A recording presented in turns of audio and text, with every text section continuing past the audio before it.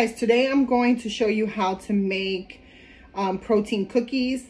All you're going to need is mealworms, okay, coconut palm sugar. If you don't have coconut palm sugar, you can just use coconut flakes and you can blend them, okay. You're going to need flaxseed. If you don't have flaxseed, you can use chia seeds. You can use any seed substitute as long as it's safe for your crabs. We're going to use beetroot. If you don't have beetroot, you can just use any raspberries, blueberries, any natural antioxidants like this. Then you're going to use coconut flour. The crabs love coconut. I love to make things with coconut for them because they do love it. You're going to use that. You're going to use some herring, or you can use minnows. It's just little fishes. You can find this in the cat and dog aisle in your local pet stores. Coconut oil, organic coconut oil is even better. I got this at BJ's, but you can find this at your local supermarket. Okay, and powdered peanut butter. It's extra added protein. The crabs love peanut butter, and I like to stay away from the actual blend, the oil mix, just because a lot of it does not have anything good in it. It has additives and has canola oil, which is not safe for the crabs. You can use organic peanut butter if you want to use the spread. Just make sure that it's single ingredient only.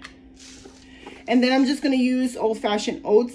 You can use any kind. We're going to blend them anyway, so it doesn't matter the consistency that it is here. And I'm going to use some dehydrated pumpkin. I am just using what I have. If you don't have dehydrated pumpkin, you can use any type of dried fruits or things like that, or they have this particular brand of vegetables.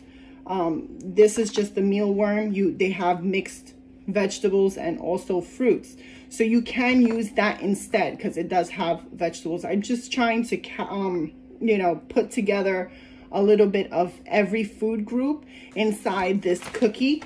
I did do a version of this. I called it the leprechaun cookie because we did use spirulina, which made them green. So you can use that. I'm going to use 1 egg white and the shell, not the yolk. Okay. And then I'm going to be using about 3 tablespoons of nuts. These are walnuts. You can use any unsalted nuts. As long as it's unsalted, you can use it. And raisins, but we're going to add this at the end. So here I have 1 tablespoon of the coconut flour, peanut butter, the flaxseed, the beetroot, 1 tablespoon of the mealworms, and 1 tablespoon of the coconut palm sugar. I did just leave maybe half a tablespoon of the oats without blending it, just to add some texture to this this cookie. Okay, so here I added half a cup of the oats, 1 tablespoon of the shredded coconut. Remember about the substitutes that I did mention before. You can just do what works for you. 1 tablespoon of the dehydrated pumpkin. You can use the freeze dry vegetables that I mentioned by Munchies, that brand. Then I am using 3 tablespoons of nuts. These are walnuts. So you can use any nuts, unsalted, as long as they're safe. And I'm going to add 2 pieces of the fish. And I'm going to blend everything together.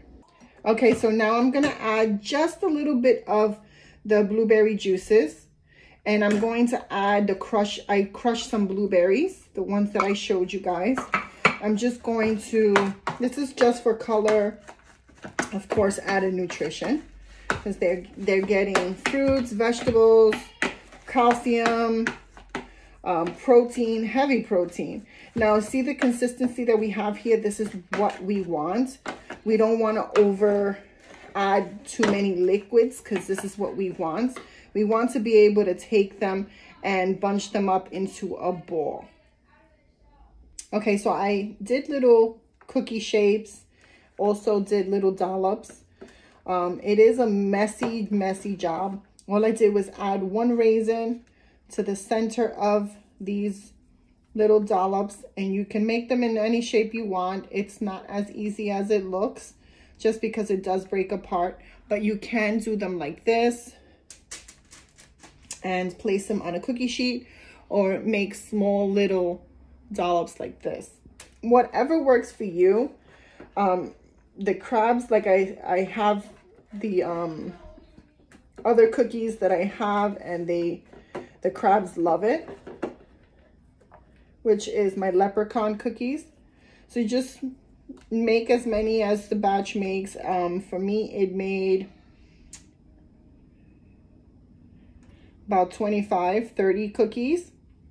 And then you're going to put them in the oven at 200 degrees until they're completely dry, no moisture in them. I will update you guys on how long it took me, but each oven is different depending on how they work. So I will be putting these in the oven at 200. If you have a dehydrator, you can pop them in the dehydrator and do it that way. But in the oven, it does take a shorter time. So usually it takes about 3 to 4 hours to dehydrate anything at a certain temperature. So 200 degrees is the best way to dehydrate, because you're not burning anything, and it'll cook through and dry up any of the moisture. Okay guys, so I finished dehydrating them. I did bake them in the oven for about an hour and a half at 200 degrees. Completely dried them out. This is what you're looking for, that crunchy consistency where you don't see any moisture.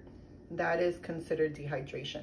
So if you have a dehydrator, of course you can do it that way.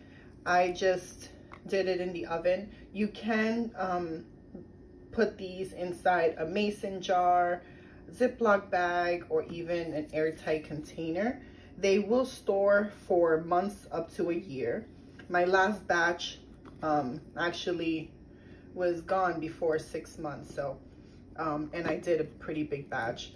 The crabs absolutely love it. These are great for vacation cookies if you want to put them out when you're going away.